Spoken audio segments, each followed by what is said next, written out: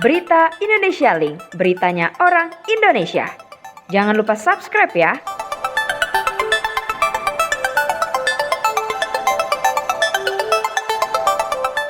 Assalamualaikum warahmatullahi wabarakatuh, teman-teman media, seluruh masyarakat Indonesia yang saya cintai, Pak Airlangga, Pak Budi, dan saya akan kembali menyampaikan perkembangan informasi dari penanganan pandemi COVID-19, khusus yang bagian saya khusus Jawa Bali, nanti Pak Airlangga di luar Jawa Bali, dan secara medis nanti Bapak dari bidang kesehatan Pak Budi. Situasi pandemi COVID-19 terus menunjukkan perbaikan, dan hasil estimasi dari tim epidemiolog dari Fakultas Kedokteran Universitas Indonesia menunjukkan angka reproduksi efektif Indonesia untuk pertama kalinya selama pandemi ini sudah berada di bawah 1, yakni sebesar 0,98. Angka ini berarti setiap satu kasus COVID-19 secara rata-rata menularkan ke 0,9 orang, atau jumlah kasus akan terus berkurang. Angka ini dapat diartikan bahwa pandemi COVID-19 di Indonesia telah terkendali. Ini penilaian dari tim penasehat dari dari kami. Dan seperti kita ketahui, hari ini kasus baru 1.932, kasus sembuh 6.799, meninggal 166, dengan testing 150.000 sekian. Jadi saya katakan bahwa angka ini kerja keras semua tim, saya kira membuahkan hasil yang cukup menggembirakan, tetapi tetap tadi Presiden mengingatkan kami untuk kita semua super waspada menghadapi ini, karena tidak mungkin ada gelombang ketiga. Dan sekarang kesiapan kita, nanti saya kira Menteri Kesehatan akan beri penjelasan, kami atau kita semua jauh lebih siap dari 4 bulan yang lalu setelah mengalami terpaan oleh Delta varian ini. Capaian kasus harian juga menunjukkan tren yang bagus, membaik.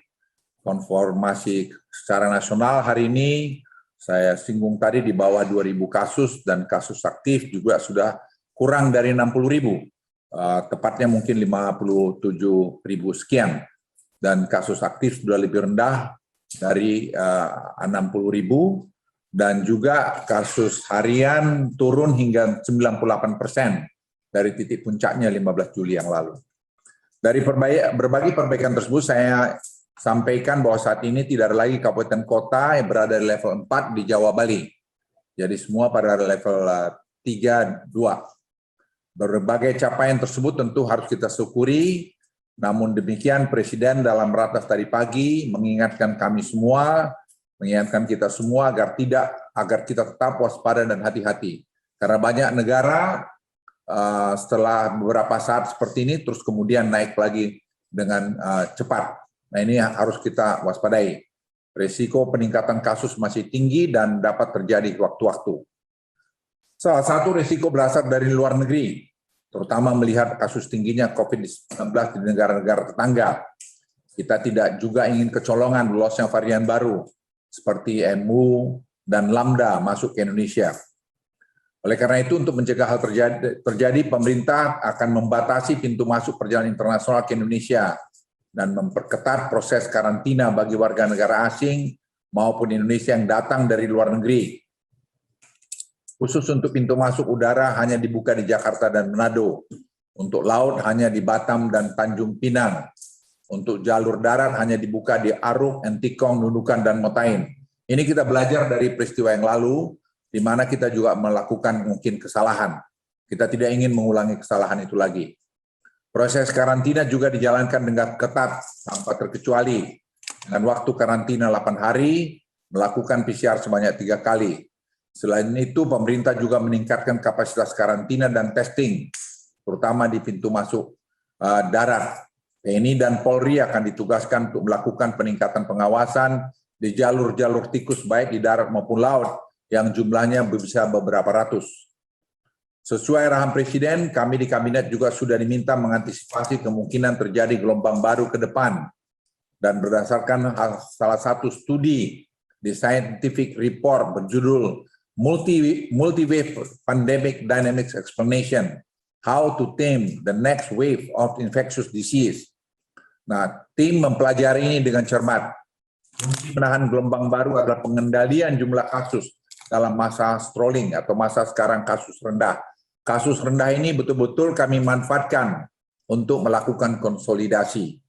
Oleh karena itu kita jangan cepat-cepat euforia terhadap ini, karena sangat mungkin terjadi hal-hal yang di luar dugaan kita, karena masih banyak ketidaktahuan kita mengenai Delta varian ini atau sebangsanya.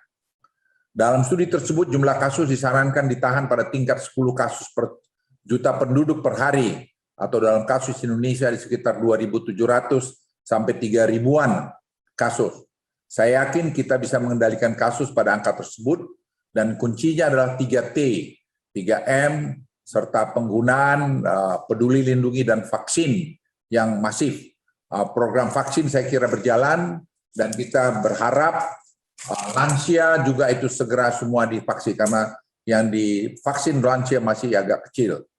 Dalam pelaksanaan PPKM, meski jumlah kasus sudah turun signifikan, tetapi jumlah testing terus mengalami peningkatan, sehingga positivity rate mampu diturunkan hingga di bawah standar WHO sebesar 5%. Saat ini angka positivity rate Indonesia berada di bawah 2%. Hal ini lagi-lagi mengindikasikan penanganan pandemi yang sudah berjalan baik dan sesuai acuan WHO. Selain itu, jumlah yang di-tracing dari hari ke hari juga terus meningkat.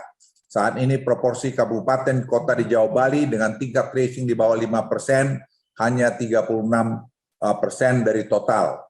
Ke depan, testing tracing dikombinasikan dengan isolasi terpusat menjadi bagian penting dengan mengidentifikasi secara dini potensi penyebaran kasus COVID-19 dan juga penggunaan peduli lindungi yang makin baik. Dan nanti kita mungkin dengarkan dari Menteri Kesehatan bagaimana peduli lindungi sekarang makin dilengkapi, makin disempurnakan sehingga kita bisa mendeteksi dengan cepat bila terjadi penyebaran kasus-kasus ini lagi. Berkaca dari pengalaman negara lain, vaksinasi menjadi syarat perlu untuk proses transisi dari pandemi menjadi endemi. Pencapaian target cakupan vaksinasi yang disebut di atas sangat penting mengingat vaksin sudah terbukti melindungi kita dari sakit parah yang membutuhkan perawatan sakit dan kematian terutama para lansia. Namun kerja beberapa kabupaten kota masih perlu dikejar untuk mencapai target 70% dosis 1 dan terutama 60% dosis 1 lansia. Kami bekerja keras untuk mencapai target ini. Karena angka kematian yang kita temukan banyak sekali lansia. Nah, oleh karena itu lansia ini kita target untuk mendapatkan vaksin lebih banyak lagi. Dalam arahan diberikan Presiden dalam ratas terbatas hari ini diputuskan bahwa dengan melihat perkembangan yang ada, maka perubahan PPKM level diberlakukan selama 2 minggu untuk Jawa Bali. Namun evaluasi tetap dilakukan setiap minggunya untuk mengantisipasi perubahan-perubahan yang terjadi begitu cepat. Kami tidak akan melakukan perubahan-perubahan yang drastis. Saya mohon pengertian teman-teman masyarakat Indonesia untuk hal ini. Kenapa tidak? Karena kita tidak ingin membuat kesalahan dan banyaknya yang kita tidak ketahui juga masih mengenai Delta varian ini. Seiring dengan kondisi situasi COVID-19 yang semakin baik serta implementasi protokol kesehatan dan penggunaan peduli lindungi yang terus berjalan, ada beberapa penyesuaian dan juga pengetatan aktivitas masyarakat yang masih dilakukan dalam periode minggu ini. Antara lain, akan dilakukan uji coba pembukaan pusat perbelanjaan mal bagi anak-anak di bawah usia kurang dari 12 tahun dengan pengawasan dan pendampingan orang tua yang akan diterapkan di wilayah Jakarta, Bandung, Semarang, Daerah Istimewa Yogyakarta, dan Surabaya. Pembukaan bioskop dengan kapasitas maksimal 50% pada kota-kota level 3 dan level 2. Namun Dewan Kewajiban menggunakan aplikasi peduli lindungi serta penerapan protokol kesehatan yang ketat. Kategori kuning dan hijau dapat masuk ke area bioskop. Yang tadinya hanya hijau saja, sekarang kita bisa masuk dengan kuning. Pembukaan pelaksanaan pertandingan Liga 2 akan digelar di kota kabupaten level 3 dan 2 dengan maksimal 8 pertandingan per minggu. Restoran di fasilitas olahraga yang sifatnya outdoor dapat beroperasi dengan kapasitas 50%. Perkantoran non-esensial di kabupaten kota level 3 dapat melakukan 25% work from office bagi pegawai yang sudah divaksinasi dan harus sudah memakai QR Peduli Lindungi. Teman-teman media dan seluruh masyarakat Indonesia, pemerintah hari ini terus memohon kepada masyarakat agar sekali lagi tidak bereforia yang pada akhirnya dapat mengabaikan segala macam bentuk protokol kesehatan yang ada. Apa yang kita capai hari ini bersama-sama tentunya bukanlah bentuk euforia yang harus dirayakan. Kelengahan sekecil apapun yang kita lakukan, ujungnya akan terjadi peningkatan kasus dalam beberapa minggu ke depan. Dan yang pasti ini pastinya akan melakukan pengetatan itu kembali. Dan kesalahan itu bisa berbuah pada diri kita, pada keluarga kita, pada orang yang kita kenal. Yang beberapa waktu kita lihat tiap hari, semua di WhatsApp kita orang meninggal. Jangan sampai itu terjadi lagi. Kalau kita tidak ingin itu terjadi, ayo kita patuh dan kita semua disiplin. Pandemi COVID-19 khususnya varian Delta ini telah memacu kita untuk berubah, mengembangkan cara-cara baru, meninggalkan kebiasaan lama yang tidak relevan, dan menerobos ketidakmungkinan yang telah kita jalani bersama ini. Untuk itu kesadaran dan keterlibatan serta dukungan semua pihak mutlak dibutuhkan selama pandemi masih berlangsung. Menjaga ego pribadi demi pulihnya negeri, inilah yang sesungguhnya dibutuhkan saat ini. Di akhir saya tentunya tidak bosan mengajak agar kita semua berdoa, memanjatkan doa sekaligus berupaya untuk tidak lengah dalam protokol kesehatan.